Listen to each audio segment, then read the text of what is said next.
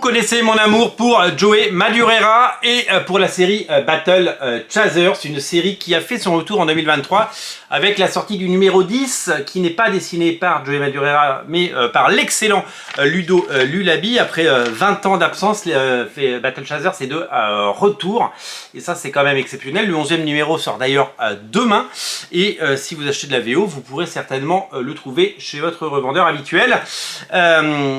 Madureira est un auteur que j'adore depuis toujours, depuis 30 ans, depuis ses débuts, quand j'ai découvert ses pages dans X-Factor ou dans Excalibur, quand j'ai découvert son travail sur les X-Men, et puis plus tard sur une série comme Battle Chasers. Depuis trop longtemps, il a quitté les comics, il revient faire un coucou de temps en temps, il a fait les Ultimates, il a fait Spider-Man, il a fait Wolverine, et il a fait aussi les Inhumains, et c'est un auteur qui a vraiment révolutionné le genre avec son style dynamique, son inventivité, son génie, son trait, son travail. C'est quelqu'un qui a véritablement à toutes les époques montré qu'il était un grand du comics.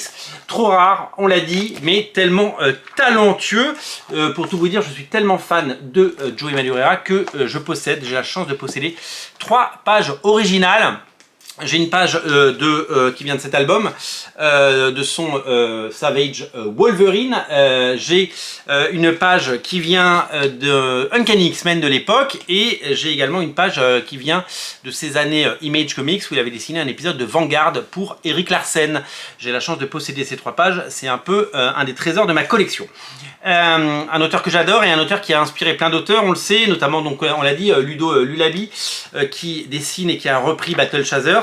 On voit évidemment qu'il y a une sorte de ressemblance, et en tout cas il y a une inspiration, et évidemment l'un est le mentor de l'autre, et c'est vraiment un auteur que j'aime beaucoup, comme je vous l'ai dit, et c'est un auteur que j'aime suivre à la fois sur les réseaux sociaux et dans tout ce qui peut paraître. J'avais même pris son jeu sur Switch pour tout vous dire à quel point je suis un follower et à quel point j'aime cet artiste.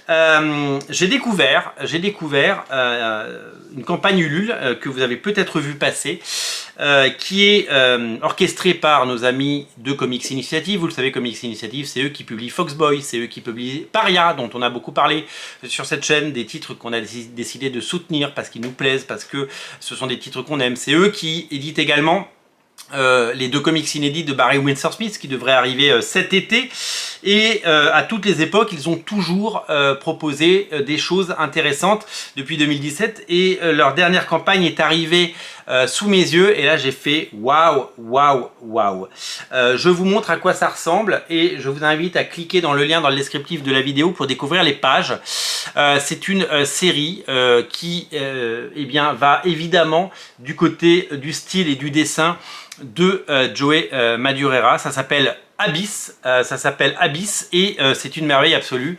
Graphiquement, c'est assez étonnant. Alors, l'autrice, tout d'abord, puisqu'il s'agit de Snow, qui est donc les scénaristes et illustratrices de cette série que je ne connaissais absolument pas depuis que je me suis abonné à Instagram et tout. Vraiment, j'adore.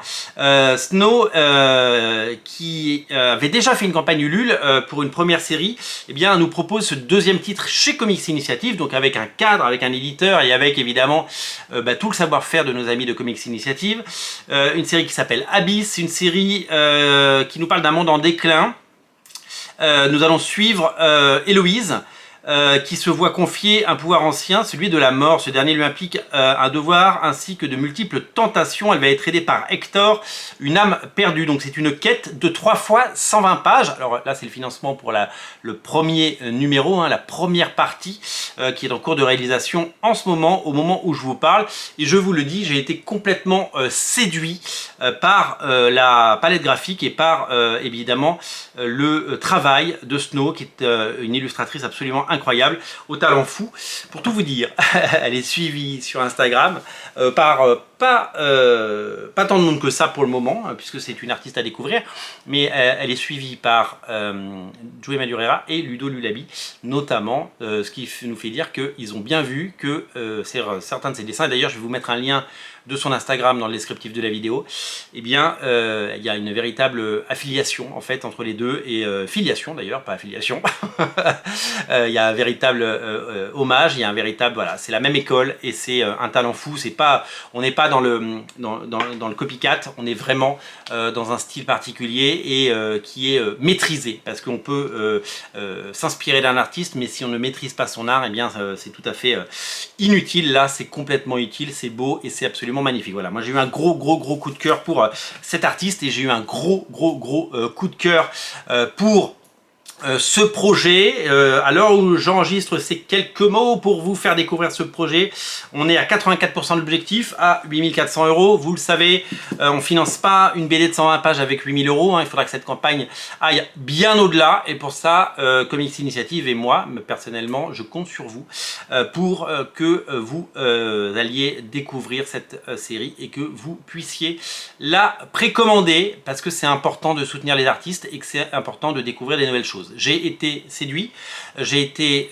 fasciné et je trouve que c'est tout simplement magnifique. Ne ratez pas Abyss de Snow et vous allez découvrir une artiste formidable. Vous allez découvrir véritablement une autrice absolument géniale, au talent fou, et surtout c'est la promesse d'un beau livre magnifiquement édité par Comics Initiative. Donc une campagne à découvrir d'urgence. Salut!